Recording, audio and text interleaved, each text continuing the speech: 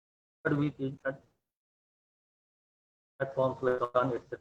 To bridge the gap between price and market, NAFED has identified agriculture cooperatives and FPOs who get products certified and who are now sourcing products directly from them. This way, farmers get more than 20% of the products, which will not only increase income of these farmers, but benefits will go to the consumers also. Even in the pandemic period, NCDC, the foremost development finance institution of the Government of India, which has been supporting agriculture cooperative societies by providing all types of financial assistance to things and cooperative societies through various means, like production, processing, marketing, storage, cold chain, besides providing inputs to the farmers to improve their agriculture operations.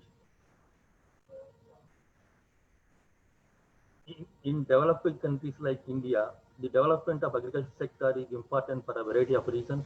Agriculture is still the primary source of livelihood for many people, majority of the people in the country, and the livelihood needs to be made sustainable for a larger number of people. Agriculture sector needs finance, short-term, medium-term, long-term loan to get better production, both in terms of quantity, quality. Primary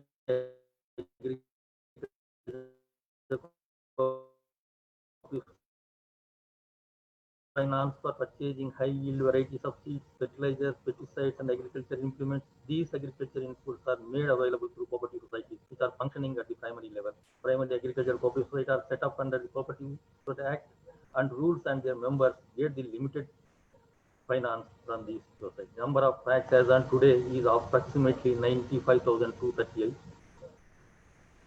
See, the basic backbone of the center, that is what can be cooperative movement, particularly for agriculture, is packs and other agricultural cooperative societies in multi-state sector.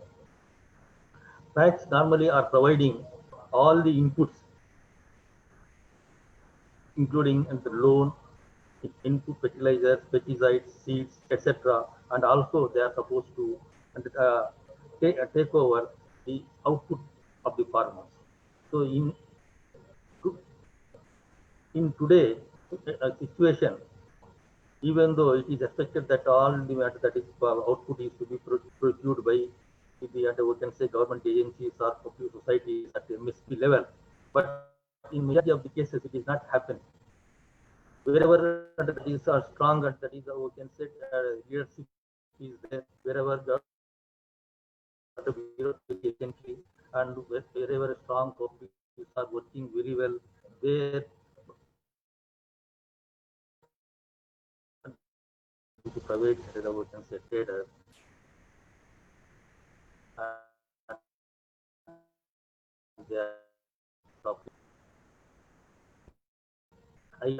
during COVID period, and majority of the farmers who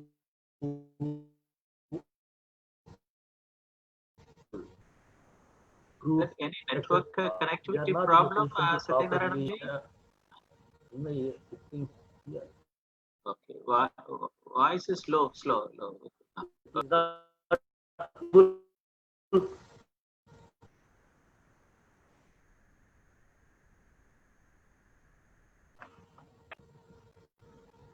Whether I am audible?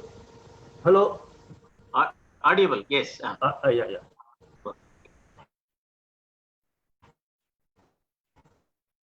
Please carry on. There I found that majority of the farmers who produced vegetables and fruits, they were not in a position to sell their products at the right time, and because of that one, they almost suffered heavy losses. I have seen that one, particularly even as for example, even that is one of the important fruit which is now sold at that. So when they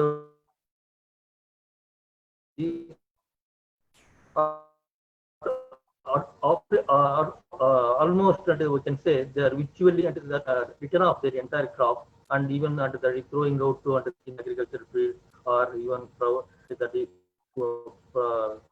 using it as a food to the end, that is cows and animals, etc. The way, if that is there, it is very difficult for the farmers to get that is their income to be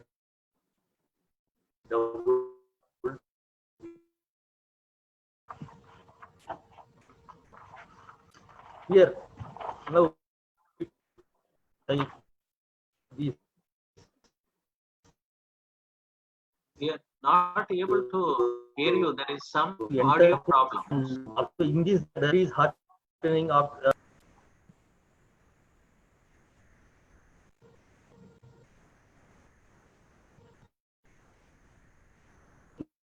in this section happening that of down infrastructure fund in Karnataka in the first page for creation of agriculture infrastructure with concessional finance and interest subventions, and this requirement has come to throughout the country.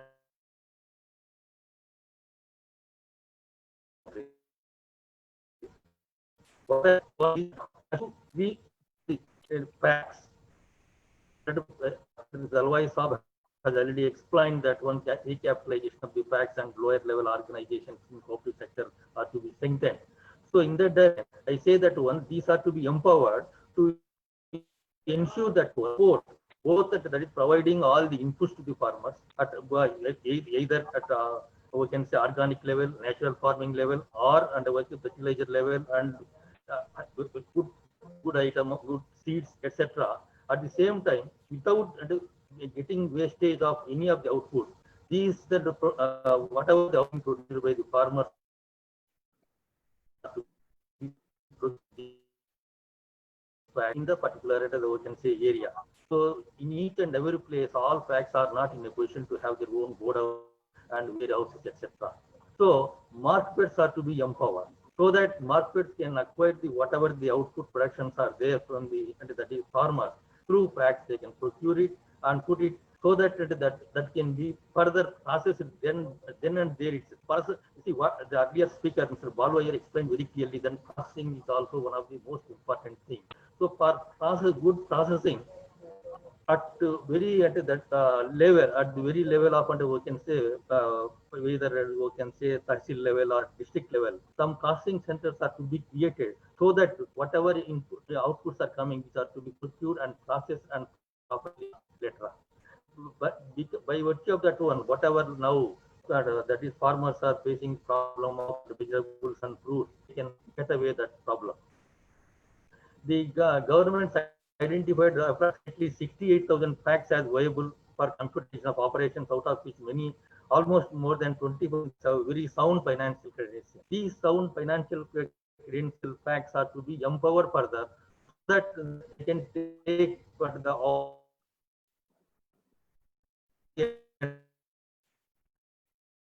the MSP rates so that farmers can be the country may be identified to act as that voice is not it's very low. You know, some problem. I think some problem is coming. Okay, no. Just speak to the mic. Okay, fine. You know, you also summarize it. You know, there's a time constraint.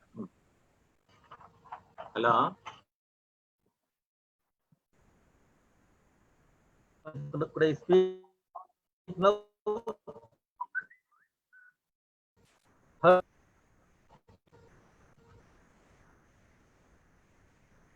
Hello. Yes. Hello. Now will be. You know, it is. If it is, you know, we'll carry out your speech. You know that we'll post it to all the members. And I think your audio problem is there. You know, we are not able to hear you. Okay. Can you summarize it and let us. This society setup has come into existence, as Dalwai also explained, due to various and we can say problems and famines and floods during the time of that British period, and farmer cooperative movement came into existence in 1904. But even after 1904 also, these agriculture cooperative societies have not come up. Only some that is only some extent they have been doing some building activity. But when Gandhi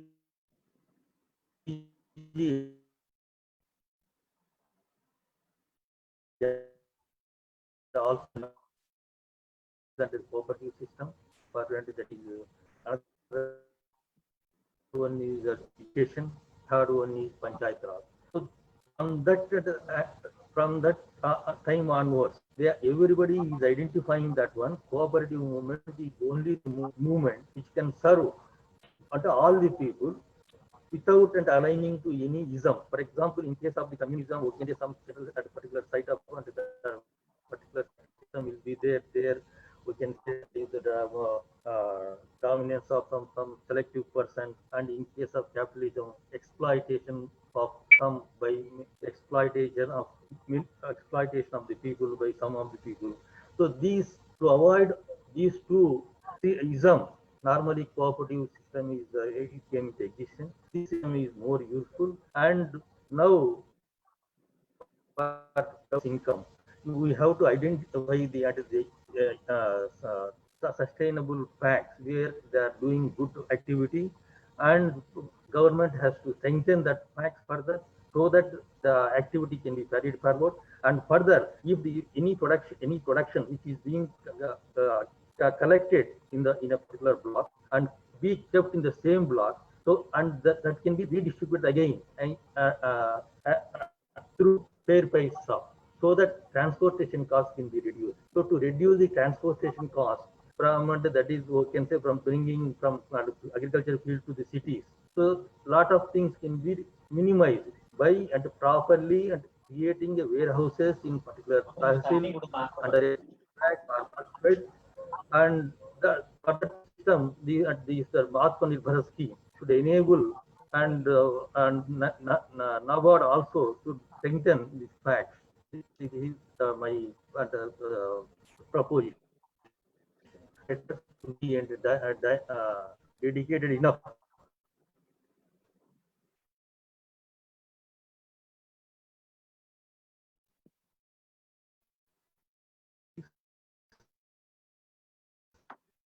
I think Naranaji, I think we have difficulty in getting you. Yeah. Hello. So we have difficulty in getting you. Why audio is not coming properly. And I would like to since your speech is available, we'll circulate it, and I would like to thank you and thank you, and let us see that if this improves, and we'll get back to you. Okay, thank you very much. Thank you. And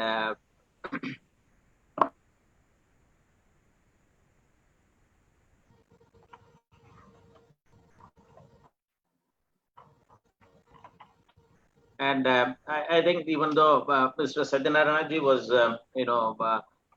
having touched upon various issues and achievements of the cooperative movement and cooperative societies, but we had these internet problems, and I will request his speech to be forwarded to me so that I can circulate it to all the members, and also will put it to the website, and I will also get the appropriate recommendation from him. And if the situation comes out, we'll also beg him to give, during this last one, that is main recommendations properly. That. Thank you, Satyanarayana, for your important speech in this one. And next is that I would like to have a brief address by our Vice Chancellor, Dr. Amar Garg, and he is teaching and research experience of about 45 years in microbiology, biotechnology, and environmental science. And he has been the Pro Vice Chancellor, Jaipur National University, Jaipur, and he is a recipient of Young Scientist Gold Medal of the Indian Botanical Society, and Professor Hiralal Chakravarti Award of Indian Science Congress Association 1994, and he has joined the Vice Chancellor of Soviet University Meerut in 2019, and he has supervised about 40 PhD candidates and more than 75, MPhil dissertation, and he has published more than 125 research papers, and he's an academic advisor to International Union of Microbiological Societies, IUMS Congress, and he's also received grants from Royal Society London, UNESCO, Japan Research Council, British Council, and so on and so forth. And he was, and is also Indian Science Congress Association section environmental science honored him in 106th session at LPU Punjab, and he has been also been elected as a zonal member of section environmental science of Indian Science Congress Association and elected as a sectional president environmental science 2021 Indian Science Congress. And I would like to request and Dr. Amar Garg, in view of the time availability, and I would like to have his address very brief. Thank you, Professor Moni. Thank you, Professor Moni. Dr. Ashok Dalwai, Mr. Prakash, Mr. B.K. Mishra, and other dignitaries. It's my pleasure and honor to be in this international webinar. As requested by Dr. Moni, I will be brief. I would like to introduce Shobhit University Meerut as one of the center for cooperative societies studies, agri-informatics, and IT, and the biotechnology, bioinformatics, and agri-informatics. We are providing the training to the students at UG and PG level both, and we are doing a good research. And it was my pleasure to see that Dr. Dalwai has suggested that we should have a division of secondary agriculture, which is really now the need of the hour. And I will discuss with the Chancellor, and we will introduce maybe from this session itself. This is one of the very good idea what we are going to adopt from this international webinar. I am of considered opinion that without the farmers' cooperative societies, the farmers' income cannot be doubled. There is no doubt that the production level, we have achieved good levels. The only thing is that the farmers are not able to get the right price, particularly of the perishable crops. And if we are interested to really make the farmers comfortable, and if we want to make their income double, then we will have to focus on the farmers' cooperative societies, and particularly for the food processing industries. If we make the food processing industries under the farmers' cooperative societies, then the farmers will be able to sell their product at the doorstep, and they will be able to get the good price of their perishable crops. Mainly, if you go to the farmers' villages, you will find that they are dissatisfied because of the variable prices in the perishable crop produce.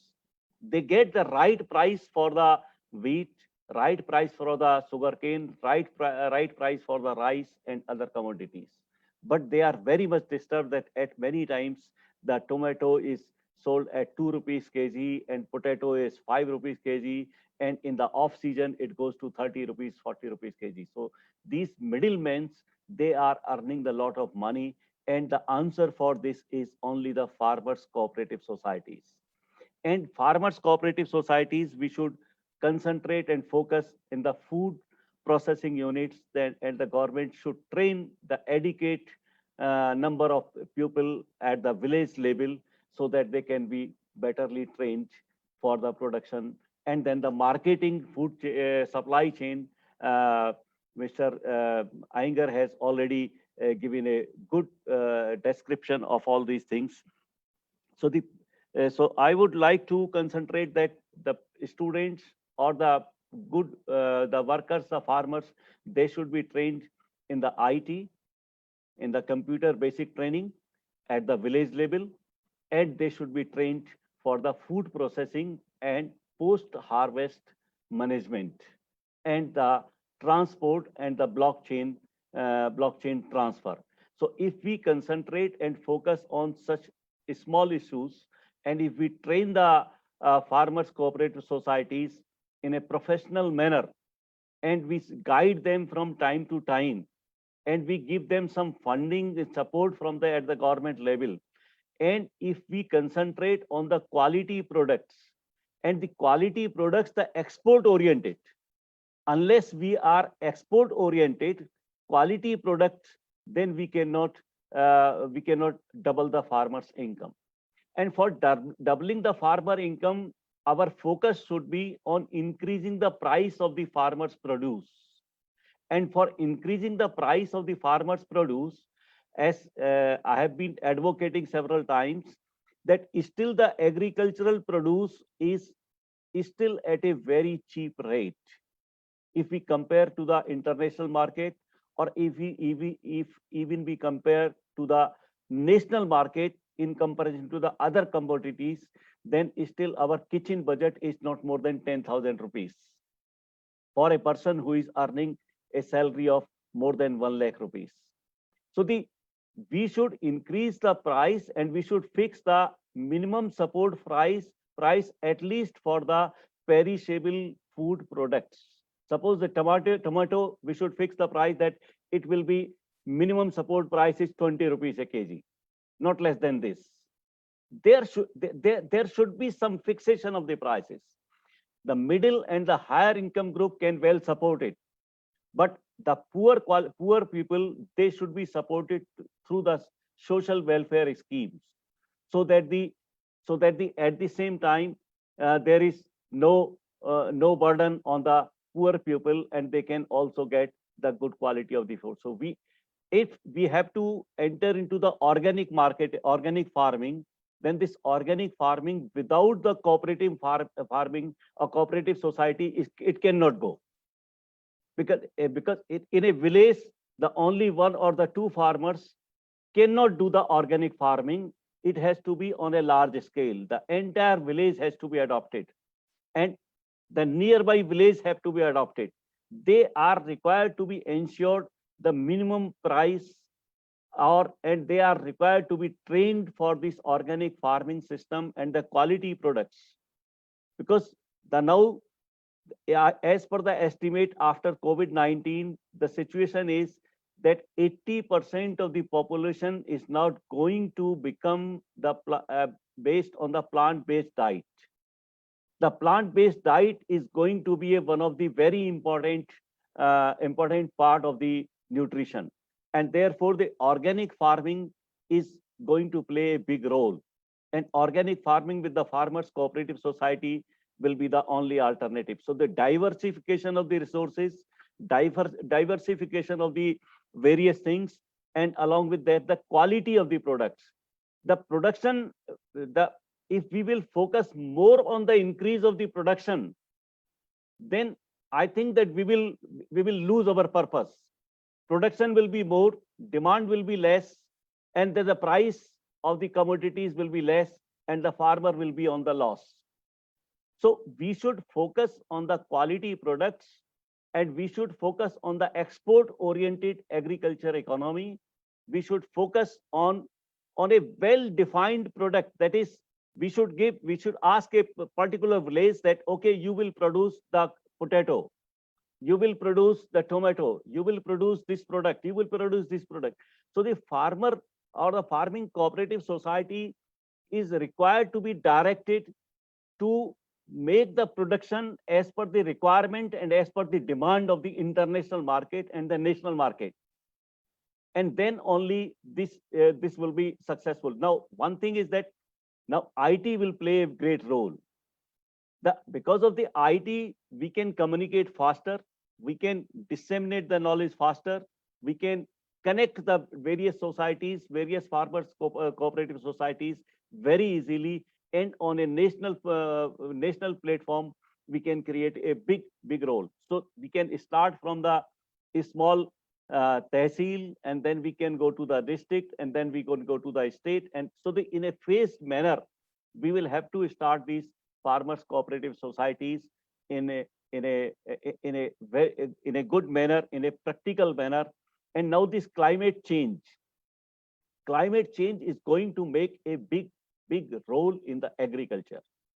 And without the farmers cooperative societies, we cannot educate the people about the climate change and the climate change driving agriculture system.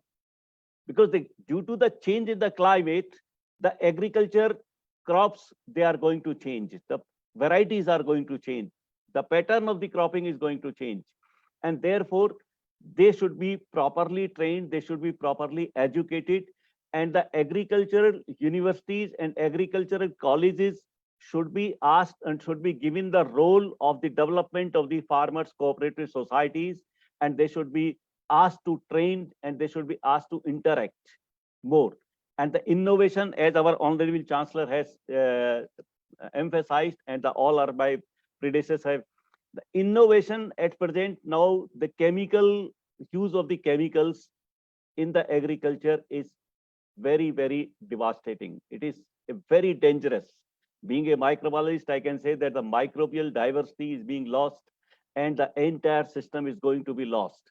So for that, the biofertilizers, biopesticides, and this natural agricultural system should be introduced, and the farmers cooperative society, they should be trained.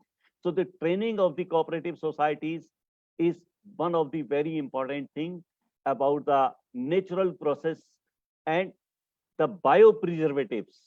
Because if we are focusing on this food processing, then the food processing, if they are having the biopreservatives, then they will add to the value.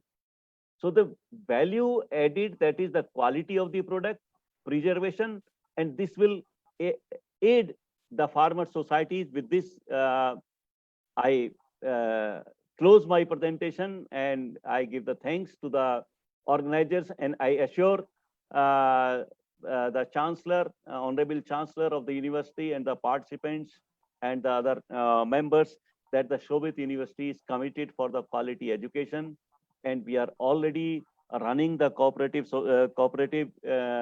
societies program in our agri-business and center for the agri-informatics, and we will strengthen it further, and we will introduce some of the courses about the fishery and all this, which has been highlighted during this conference in the agriculture program.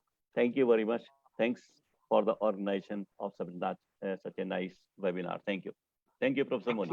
Thank you, Professor Amar, for your brief address to the participants, giving the various activities which the university is doing in this regard, and your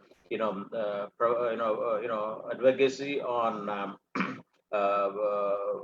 capacity building of farmers cooperative society is an important thing, and the role of university in this direction. Thank you very much for your address and participation. And once again, on behalf of the organizing committee and also on behalf of the Chancellor and the other members, I would like to thank you very much. Now, I would like to, request Mr. Inderpal Singh Sethi.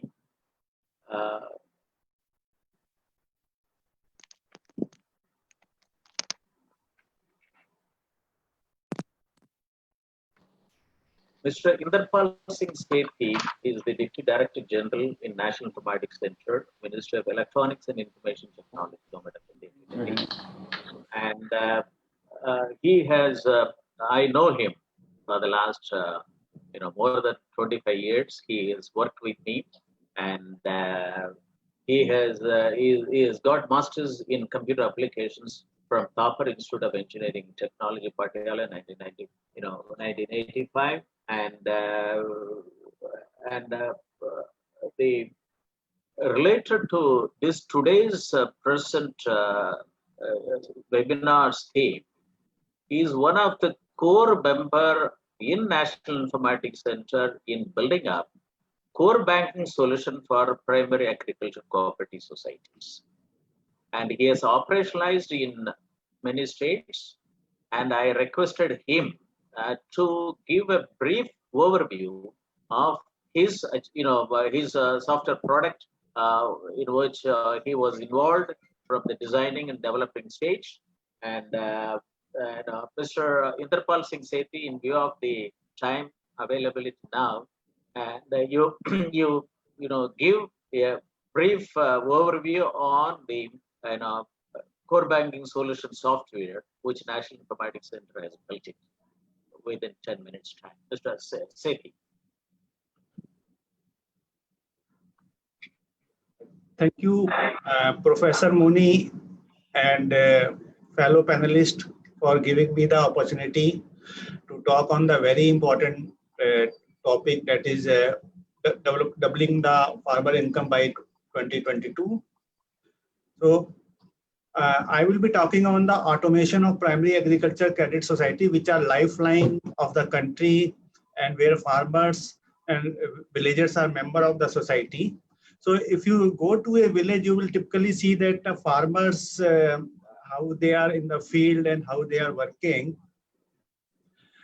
As you know that to improve the economic condition of the farmers, Honorable Prime Minister has set a target of DFI 2022, which suggests need for development of a network of cooperative societies, that is CoopNet, and automation of cooperative societies, e-cooperatives, to facilitate governance and operational efficiency in the cooperative structure.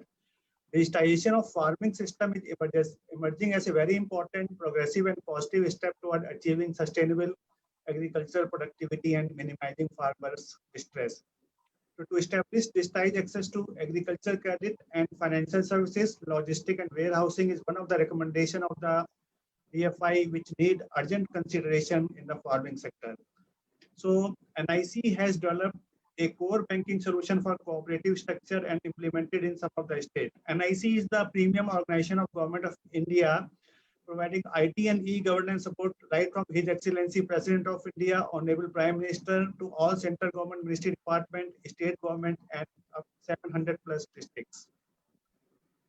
So as we know that Indian cooperative movement history goes back to 1904. So cooperative structure is more than 115 years old. PACs occupy a predominant position in the cooperative credit structure. A PACs is organized at the grassroots level at village or a group of small villages. There are around 1 lakh PACs operate at the village level to cater to the credit needs of the farmers in rural area. Health and strength of the cooperative credit movement, which directly linked to the income of the farmer, depend on mainly on these cooperative societies. To strengthen PACs, Vaidyanathan Committee proposed a common accounting system, CAIRS compliant, for unification of accounting system for better management of PACs account. NIC came forward with integrated core banking solution, CCPS we call it, a cooperative core banking solution for automation of societies strictly as per NABARD recommendation and cash accounting system. CCPS core banking solution for cooperative structure may help substantial goals in achieving government proposed DFI 2022. So as we know that cooperative credit structure, we have short-term credit structure where state cooperative bank, district central cooperative banks and PACs comes, and long-term credit structure where state land development banks, primary land development banks, and financial institution and corporations at the national and state level comes. So about the NIC core banking solution, it is a web-based solution to provide core banking functionality. The project cater to the requirement of state cooperative bank, DCCBs, PACs, SLDBs, SCARDB, PLDBs, financial institution and treasury banks. So this is implemented as a software as a service model on national cloud by NIC, and it can be operational at any PACs or a DCCB with minimal training and minimal infrastructure. So the stakeholder of CCPS are RBI, NABARD, State Cooperative Bank, DCCB, PACs, State Primary Agriculture Development Banks, financial institution, Government of India, and state governments. So core features are applicability of universally accepted basic concept and principle in the maintenance of accounts by the PACS, adoption of standard financial statement like balance sheet, profit and loss account, trading account, list of common set of general ledger heads of account compatible with financial statements, generate all kind of reports as per CAIRS guidelines, maintenance of minimum essential and standard book of accounts. So it catered to the need of creation of members, their share management, Kisan credit card limit, scale of finance, loan, saving, deposits, advances, loan against pledge of agriculture produce, self-help group, non-farm sector loan, loan against deposit, loan for consumer durables, staff members borrowing, interest calculation, asset classification, trading account, and cash compliant bookkeeping. The solution also cater to the non-credit business like purchase and sale of fertilizers, seeds, pesticide, PDS operation, superstore at PACS, payment to the farmer in the form of cash and kind against the loan, and facility to transfer payment under various schemes directly to the beneficiary accounts, DPT operations. So it is a centrally hosted solution, a KYC compliant customer management, service-oriented architecture, role-based access, simple user interface, support multiple delivery channels, Unicode compliant, it can be operated in Hindi, English, and other Indian languages. SMS alerts on transaction, faster and easy account management, fast and flexible reports, standardization, bookkeeping, timely application of interest, mode of operation across business unit, and various other facilities. So for customer, for PACS, they don't have to set up and maintain high-end infrastructure. Data security, we are ensuring it adapt to the RBI and NABARD policies, reduce customer service cycle time, faster and error-free audit of bank, and moment the financial year is over, their balance sheets are ready. It facilitates monitoring of agriculture, non-agriculture loans and advances, including KCC, self-help group, medium-term loans, facilitate monitoring of stock like fertilizer, seed, pesticides, facilitate bank to measure financial health of their branches, and accurate MIS and timely compliance of report and to the statutory body of the respective bank. So we have all the 26 CAS compliant report as recommended by Vijendra committee. Then we also have around 20 MIS report. This is also part of the Vijendra committee recommendations. So it is a technology stack. It's hosted on national cloud, and disaster recovery is at Hyderabad. And audit trail is maintained, connectivities through NIC network, NICNet, role-based access, security audited, and monitoring of server system performance. And we also have a business continuity plan. So if somebody has to use this system, so the steps are requirement collection, application, customization, testing, data capture, data migration, operation support and training, and maintenance. So we started the pilot project in Hatoj PACS in Jaipur district in Rajasthan. Then Rajasthan government, other PACS also came forward like Parbatpura, Pugal, Motiadi, it is running there. Bihar government has asked us to automate 8,000 PACS in first phase in Bihar. And now 172 PACS are live. Similarly, Odisha and Sikkim has also come forward for the automation. Prior to this, we also have automated Raipur District Central Cooperative Bank's 62 branches, Meghalaya State Cooperative Bank, and State Bank of Sikkim, which is a treasury bank, is totally on this CCBS solution. Apart from this, Punjab, Haryana, Himachal, Gujarat, Karnataka land development banks, where a member get loan against their land, are totally automated and running on this platform. So challenges for quality of data at PACS level are very poor and inconsistent. Account audit is not up to date.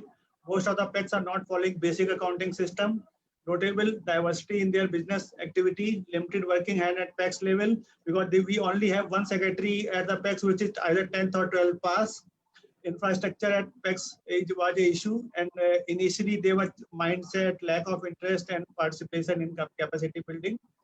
So, and these are some of the reports we have generated from the system.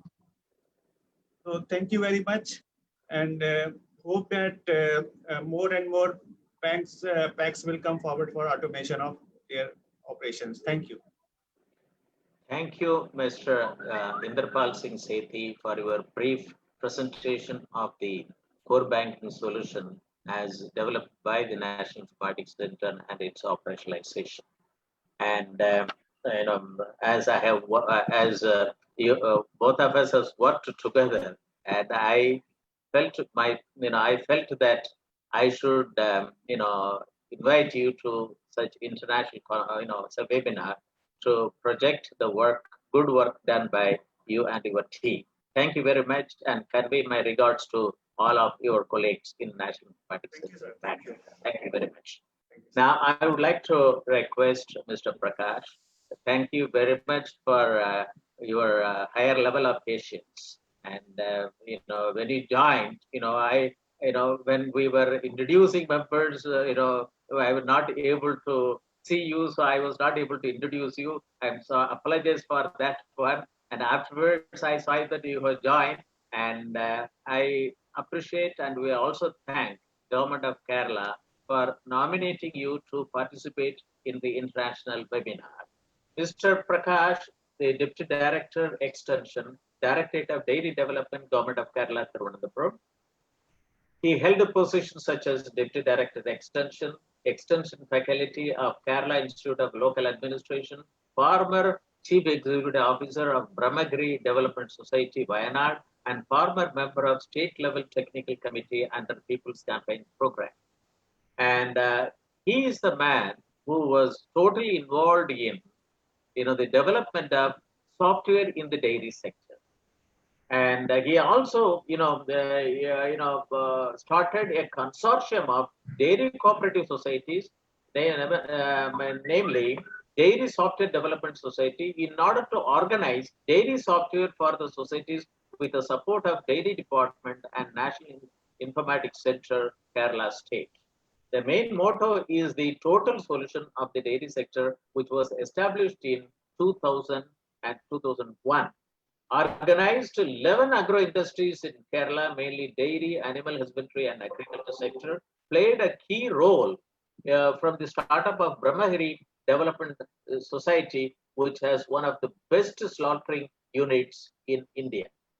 He has been awarded Karshaka Mitra Award, in 2010 of Government of Kerala, and he is considered. He's got the Best Field Extension Education Professional Award in 2012 of Extension Education Institute of Hyderabad, and he has also, received appreciation from NABARD for participating area development scheme in 2015.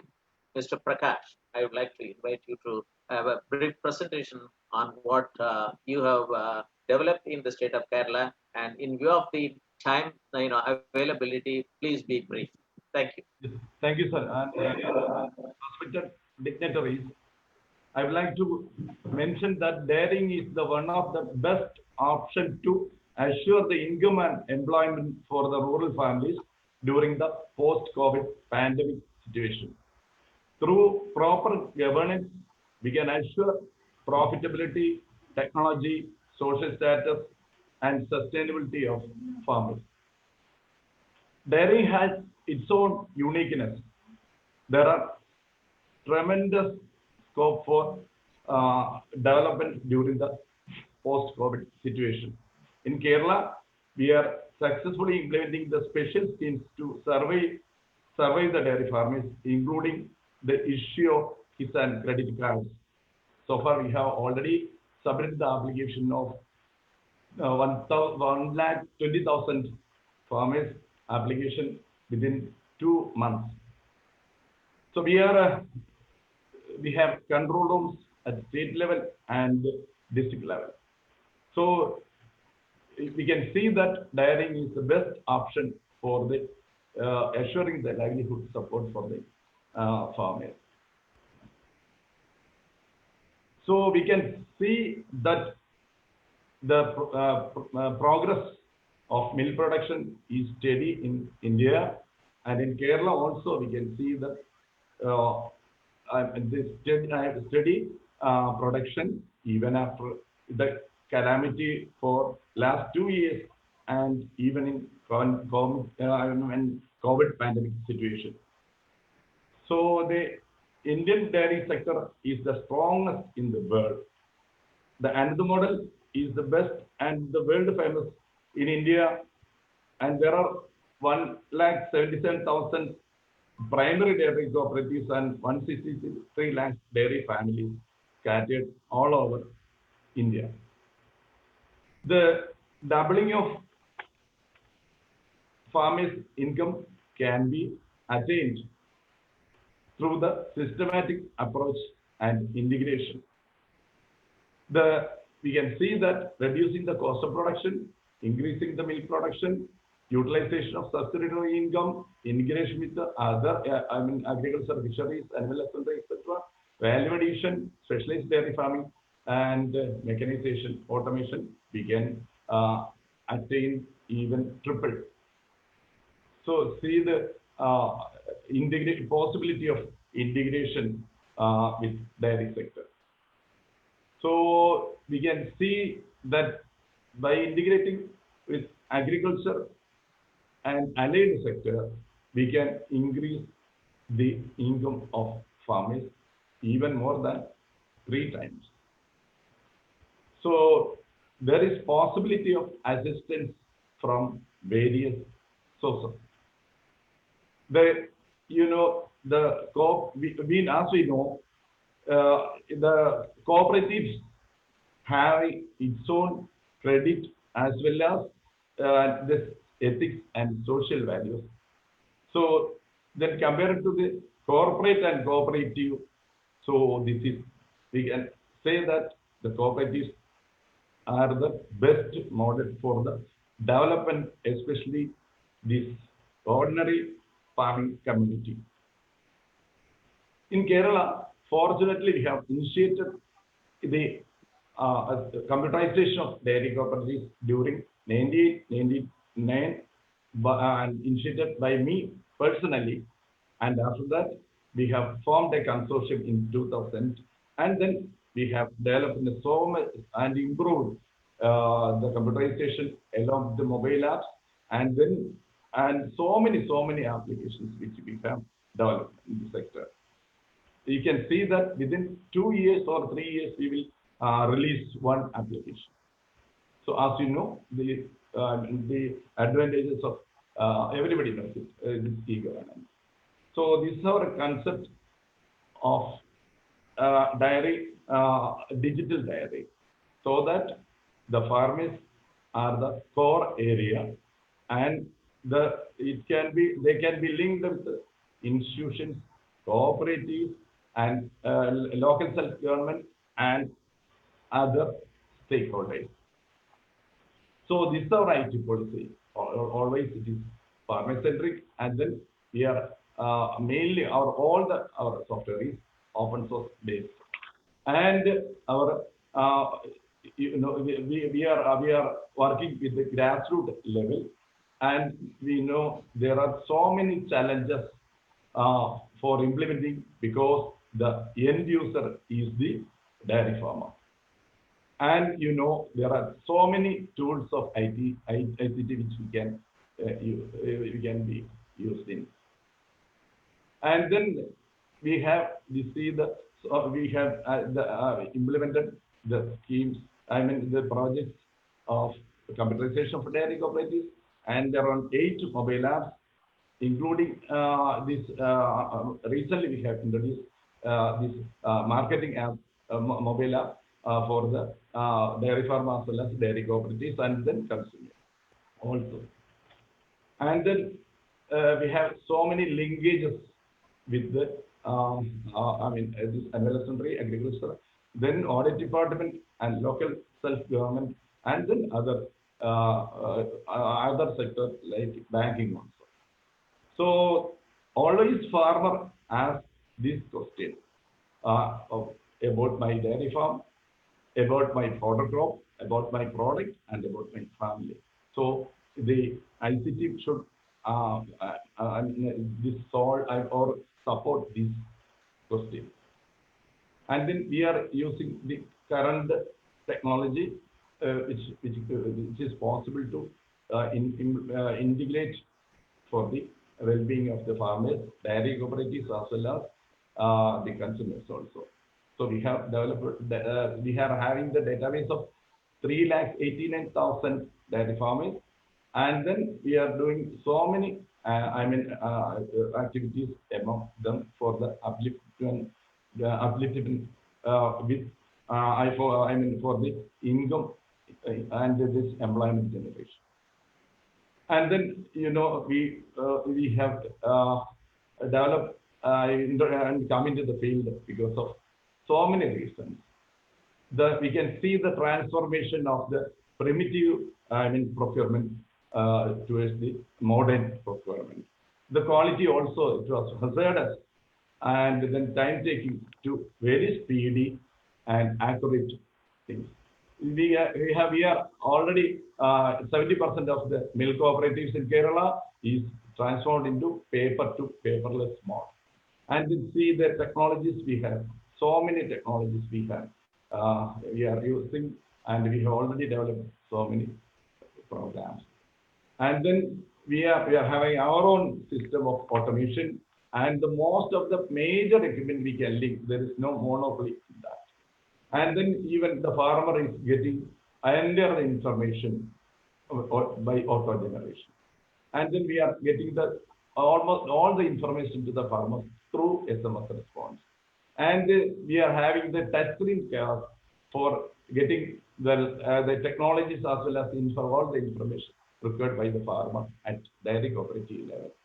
And we are having the handheld device for the milk collection as well as marketing for the mobile. And then we are using the dairy smart card instead of this passbook.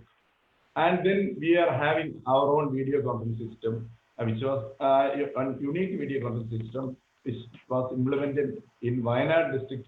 It's our own video conference system with the help of technology from IIT Chennai. And then community software development system where anybody can come over to this and then they can contribute. And then women farmer survey, we have this, this software we have done. Almost all the women farmers associated with the dairy cooperatives, around 85,811, and we have consolidated report, and we are using the report for the upliftment of dairy farming, women dairy farmers in Kerala. And then we have got so many benefits for the digitalization, and we are initiated with the National Informatics Center, a unified software with this web-based unified software. And this is our future plan. And as we know, there is no. I think we are having a specific roadmap for the future utilization of ICT. This is remote data collection format, and we are also using the fully automated dairy system, and we want to implement the GPS tracking system, as our agriculture minister said that he clearly mentioned about the utilization of blockchain technology and Internet of Things for the doubling of farmers' income. And we have some success stories we are sharing. And then we know this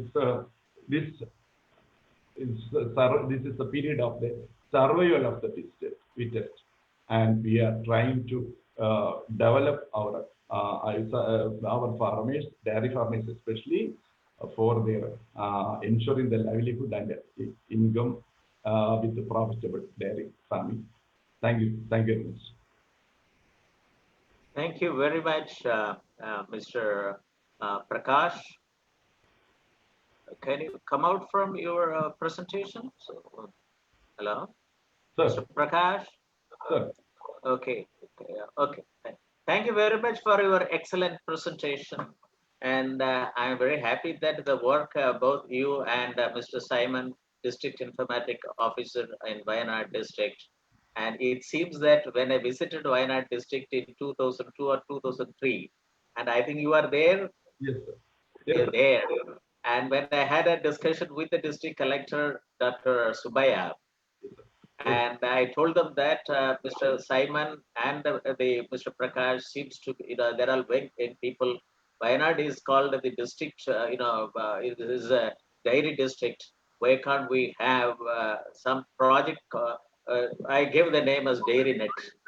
And I'm very happy that around this one from 2002-3 onwards, they are working on this Dairy Net. And when they made a presentation, I think 2008 and 2008 and 9, I even put up a proposal to the then secretary, during around 2012, I put up the proposal to the secretary IT that why can't we take it up for large scale operationalization in India, taking the Kerala model. So thank you very much. And we didn't have any connection after we had a presentation, and you are doing a wonderful job, and my appreciation, and also my congratulations to your team. And you also conveyed to Mr. Simon and your secretary dairy development in the shortest possible time, and he was so considerate enough to nominate you.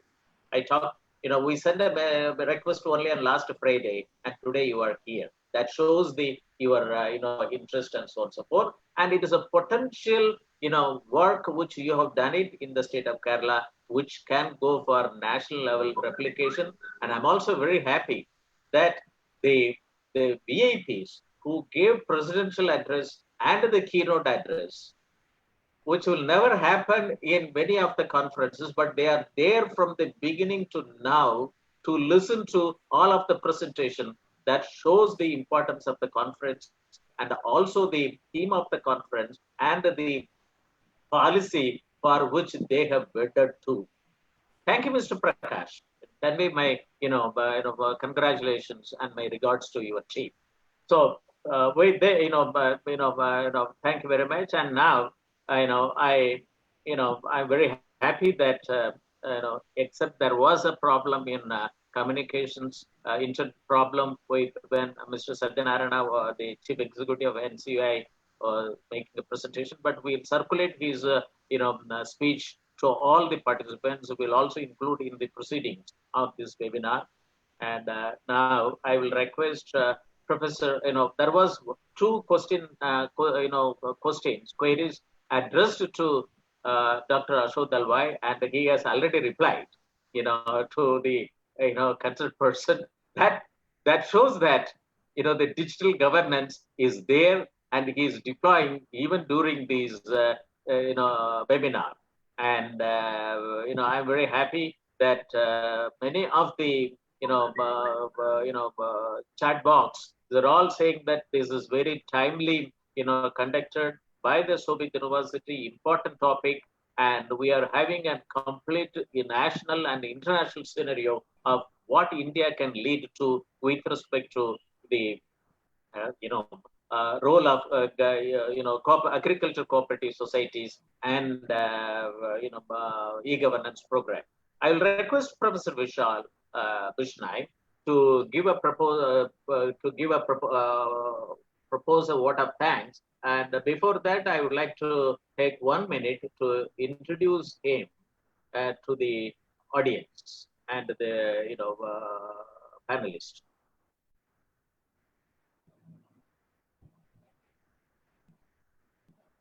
Professor Vishal Bishnai is working as a professor and dean, School of Business Studies, Shobhit Institute of Engineering and Technology, Dimchik University. He has got about 22 years of experience in academics with expertise in marketing and IT.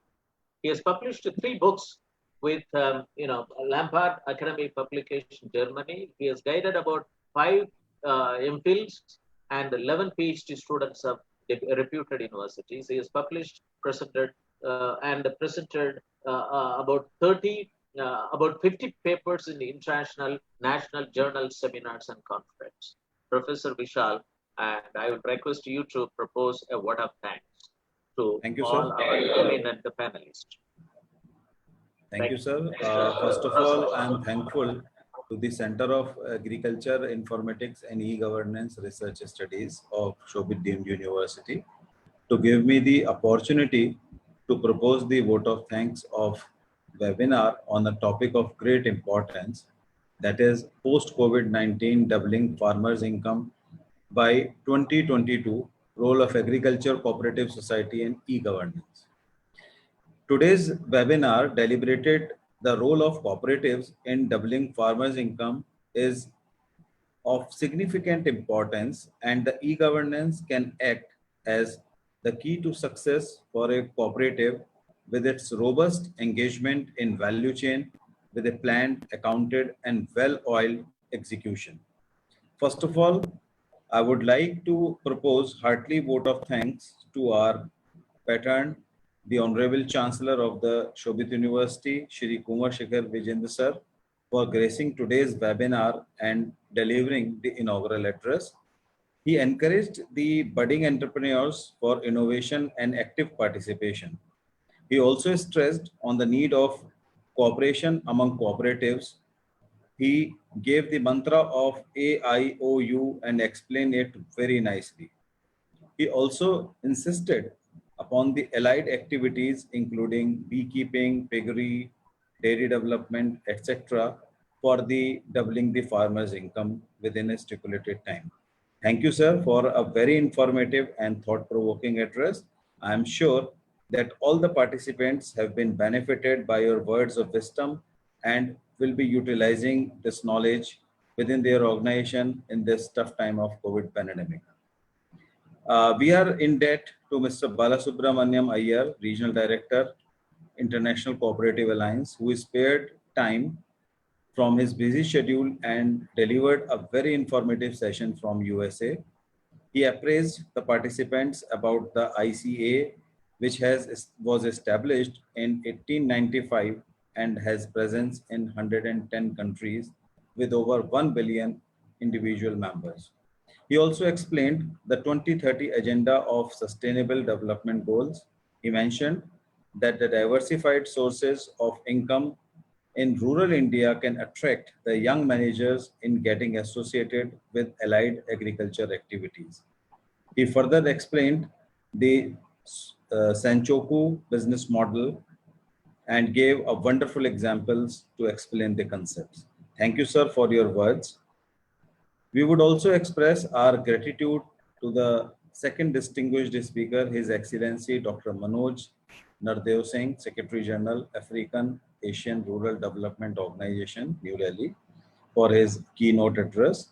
He highlighted that COVID-19 has broken the supply chain and employment, and this is where cooperative societies can play a very important role. He also discussed the challenges faced by the cooperatives, agriculture and fisheries, and the role of ICT and e-governance in coping with post-COVID challenges effectively. We are thankful to Dr. Ashok Dalwai, IAS, CEO and Chairman, Empowered Committee on DFI 2022, Ministry of Agriculture and Farmers Welfare, Government of India, New Delhi, for sparing his valuable time and providing such an eye-opening information to the topic of discussion very aptly in his presidential address. He thrown light on connecting cooperatives and e-governance to bring equality. He also explained the importance of cooperative post-production. He further appraised the efforts of Government of India in this regard. He stressed that the cooperative must continue to be nurtured as a vehicle of building economic transformation and harmony. Thank you, sir. University is also grateful to Shri B.K. Mishra, Managing Director, National Federation of Fisheries Corporation Limited, New Delhi, for sharing his knowledgeable thought.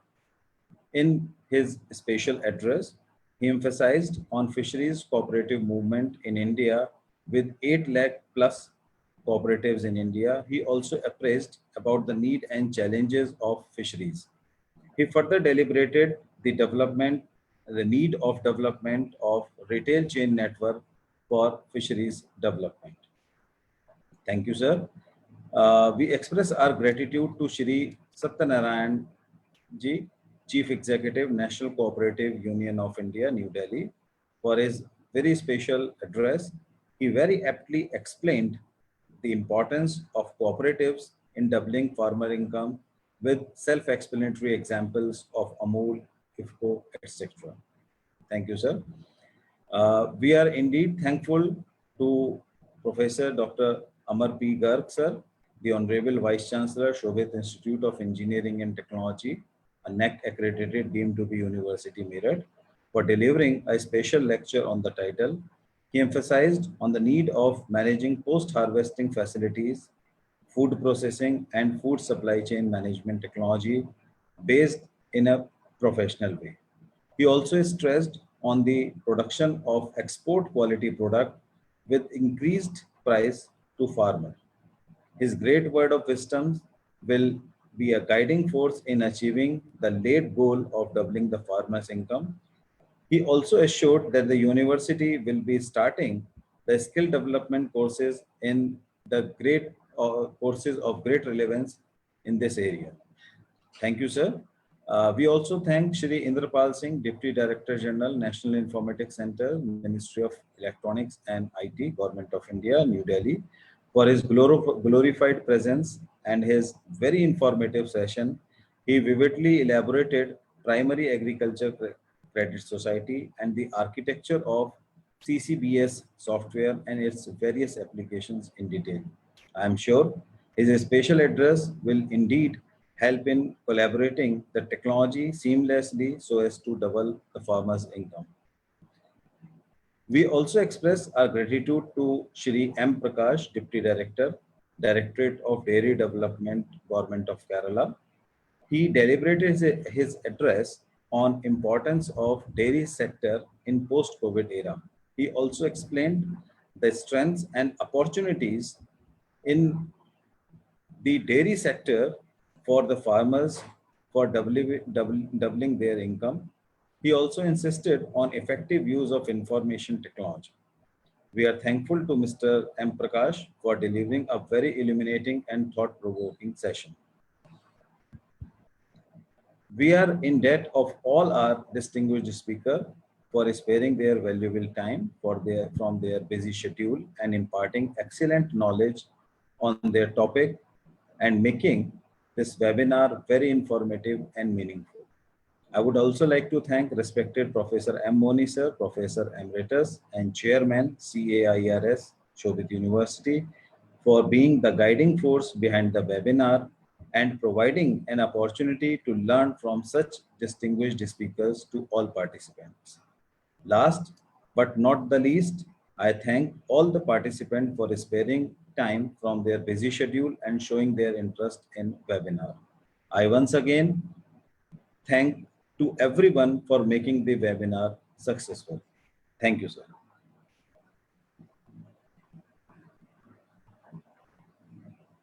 Hello. Yes, sir.